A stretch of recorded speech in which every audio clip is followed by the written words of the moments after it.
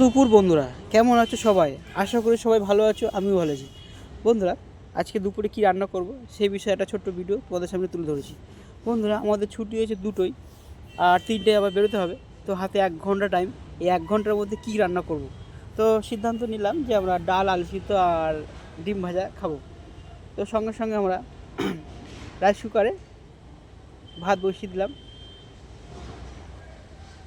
একসঙ্গে ভাতের সঙ্গে চাল ফুটছে, তার সঙ্গে আলু সিদ্ধ আছে, আবার ডালও আছে। তিনটে একভাবে সিদ্ধ হচ্ছে। তো যাই হোক বন্ধুরা, বসিয়ে দিয়েছি, দেখতে পাচ্ছ রাইস কুকার, এটা রান্না হচ্ছে।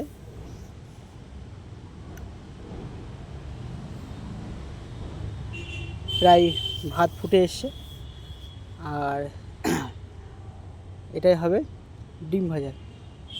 তো বন্ধুরা, প্রায় সবই রেডি,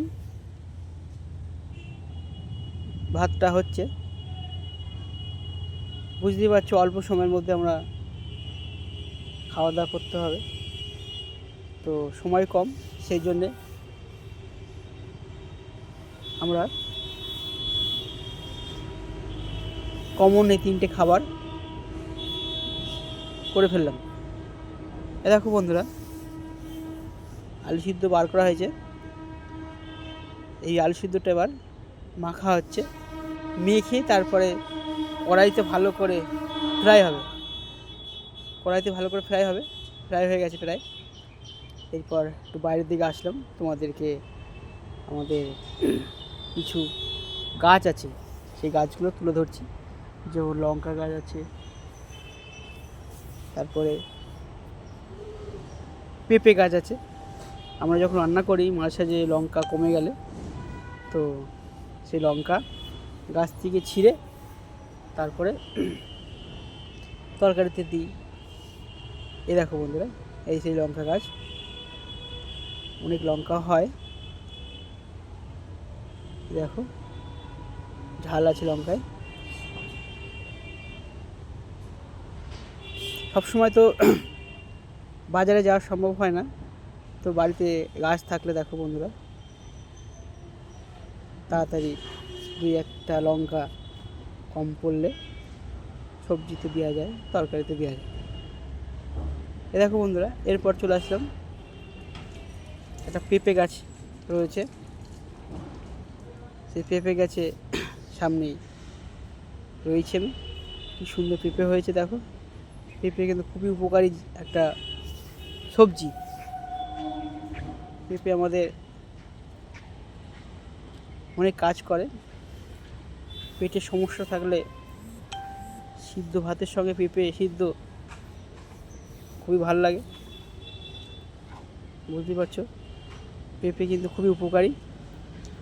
যারা খাসির মাংস রান্না করে, একটু পেঁপে দিলে কিন্তু খাসির মাংস স্বাদ বেড়ে যায়, তাই তো? ঠিক বললাম তো? তো বন্ধুরা, পেঁপে সম্বন্ধে সবাই তোমরা জানো, নতুন করে বলার কিছু নেই। এই হচ্ছে ধরো পেঁপে গাছ। পেঁপে খুবই উপকারী একটা সবজি।